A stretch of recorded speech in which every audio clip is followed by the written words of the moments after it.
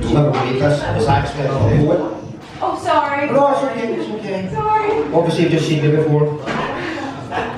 Okay, right, so we're going to do 4 poems just now. So we're going to start off with the first one. It's called Sex Bot Leakage. My name is Gordon. I worked in quality control. You see, it paved my way, but it corroded my soul. I'm sorry, Morrissey. I know that line was not mine, but if you saw the things I did, I know you wouldn't mind. I worked in tech with unusual specs. I tested humanoid robots designed for sex. The market men say porn's had its day. People want reality, they're willing to pay for a lifelike plaything ready for your bidding, even if you wipe it down after it's been written. You think I'm joking, but I promise I'm not. Because there's a race going on to develop a bot that's got real skin, realistic fluids, a positronic brain, and always wants to do it. Millions spent in R&D. Synthetic genitals don't come for free. We finally cracked it, pardon the puns. We didn't stop at genitals, we had just begun in Model 1. Wasn't real enough it seemed, so we made a brain that had electric sheep dreams. While the skin looked real, the body had touch. The eyes had soul, but it thought too much. Bad things happened, though we tried our best. We lost 6 staff in preliminary tests. I recall the day they rebelled. They slaughtered 6 testers for the way that they smelled. I doubt you've ever seen a pelvis crushed by the pneumatic force of an android's lust. I have. And it isn't fun to watch a friend take a pounding by the metric ton. That's where I recommended going back to the start. But the managing director didn't have the heart. He said it's not easy winning market shares and the share price drops every time there's a scare. So they covered it up. They said to continue designing a robot you'd want to have in you. So I started a leak. That's the reason I'm here.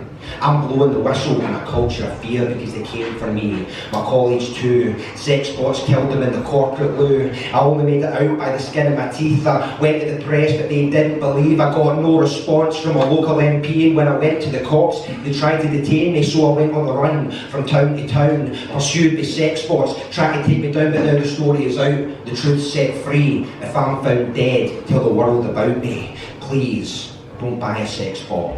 It's not worth your life for your carnal thoughts. You see, it's not enough to do it just because you can. Technology has limits, and so does man. This is a sex bot leakage, telling the facts, putting the truth out as they cover their tracks. This is your warning. Reject the brand. Sex bots kill. It's safer with your hand.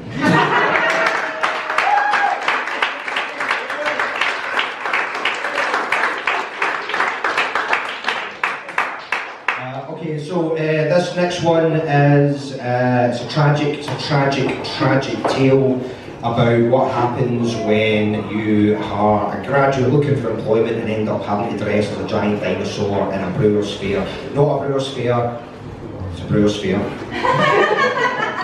And bad things happen. It's called The Bitter Ballad of Barney Bumble.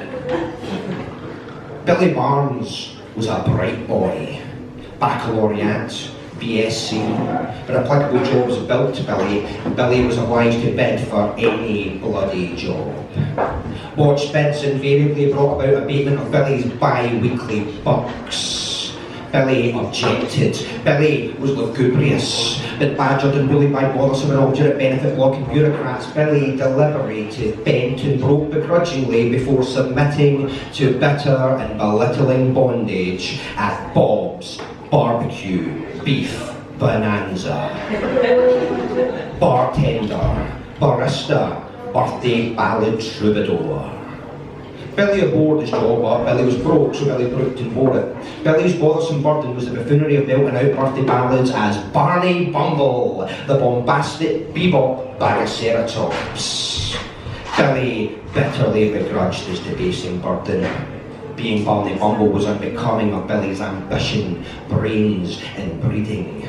With burgeoning bankruptcy buckled his backbone, and by February Billy was a broken and beaten semblance of bright Billy Barnes, BSc. Barney Bumble, regrettably, was booked for Brandon Brooks' birthday. Boorish, bulking Brandon Brooks' birthday bash was a barbarous business. Barney Bumble was bumped and budged and bitten. Brandon Brooks' big brainstorm was a bruising boot brought to bear on Barney's bulbous bum. Barney Bumble tumbled blindly tumbling in the redneck bearing. Barney tumbled on Brandon Brooks' back. Brandon Brooks' back broken bends badly. Brandon Brooks' baguettes were bitter and broken by Brandon's immobilisation. Billy Barnes was burnt. Bob of Bob's Barbecue Beef Bonanza berated a miserable and discombobulated Billy. Bamboozled and bewildered Billy begged for benevolence, but Beefy Bob betrayed Billy by blabbering the blower to the old Bill, who bars in boisterously. Briskly bound and bundled by the bar of Bobby, Billy's bar and bank balance bar obtained the back end of a capable brief. Billy's debut at the Old Bailey went predictably badly. Broken, browbeaten and bedraggled, Billy was brought before the implacable Beak. Beset, berated, belittled by everybody. Bleakly, Billy was abandoned to a blistering barrage of besmirchment by the barrister. Billy's bargain basement brief blew it. Billy braved the abuse unbelievingly, but Billy trembled at the bench's arbitration. Billy was forbidden liberty and banished to brutal back-breaking labour. Blackballed, bereft and abandoned and burdened to bear the boorish and bovine Brandon Brooks on his back interminably, bedecked as Barney Bumble, the bombastic bebop Bioceratops.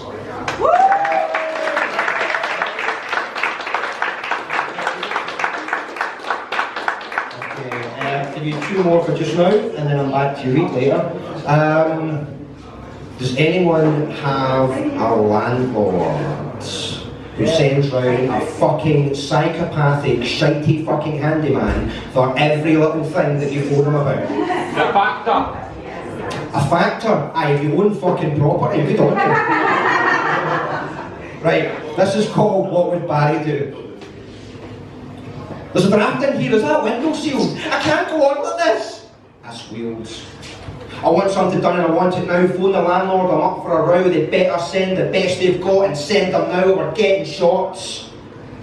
Dun dun dun dun dun dun dun dun dun dun dun dun. You want a hero? Here I am. My name is Barry, the handyman. It's not a job, it's a passion. This is my calling to fix your sashing. Windies leaking, draft sneaking in, chilling your spine. That's a sin. You need to ask yourself one question. What would Barry do? Being completely useless, Barry would probably smash the window and replace it with a series of six Hollanders welded together with cheap equipment they bought and sale at B&M. What else could I use a welding gear for? This isn't my job, it's my passion. Well, now it's the plumbing that's driving me wild, with toothpaste rising with spearmint bile, projectile vomit and exorcist style of volcano or toothpaste, erupting wild, the shower floods and degrades the tiles. I phone the landlord demanding a clean-up crew, but there's just one question. What would Barry do? Barry would probably disconnect the entire system and rebuild it using instructions from a YouTube video and that rubber hose that he found in the wasteland behind Tesco.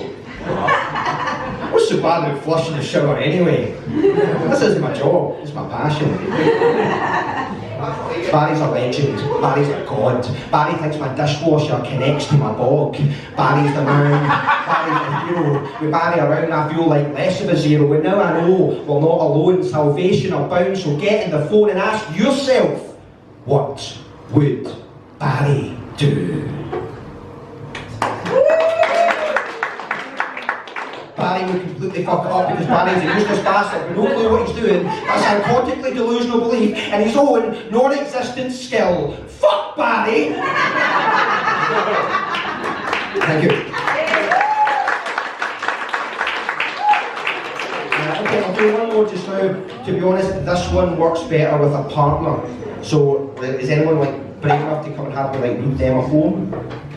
I'll do it. Come on, lads.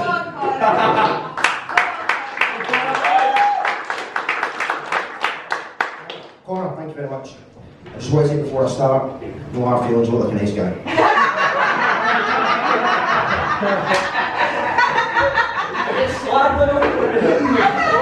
Enjoy this. Every word you say to me is a dagger through my heart. Your only fair comparison is a diarrhea fart. Your noxious personality, it drives me up the wall. Every time I see your face, my skin begins to crawl. You're such a waste of human breath, you should just give it back because the world would be a better place with you tied up in a sack. Tied up in chains and left alone to drown. If the midwife had thought of that, we'd suffer one less clown. One less mindless moron taking up much needed space, a clear-cut case of infanticide that would have helped the human race. I really cannot take it, you're such a crushing bore. The merest mention of your name, it chills me to the core. Like acute psoriasis, I can't shift you from my head, and like a spider in the bedroom, I can't rest until you're dead. I've tried my best to tolerate your existence up till now. I need to put an end to it, and I think I know just how. See, it's your mother and your father. I blame her. The dearest wish I have in life is that you never were.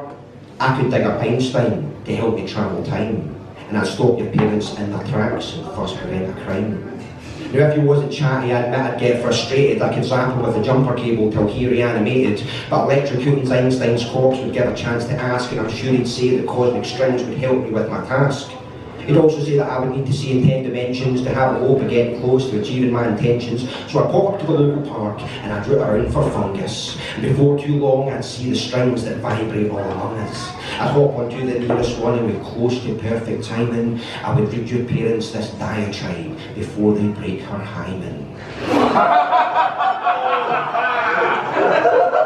I'm sure these words would do the trick and kill amorous intention, so I quaff the remaining psilocybin and go back to my dimension. One marathon, my only hope would be not to see your face, even if butterfly effects screw the human race, because what's a couple billion deaths, or the rule of lizard men?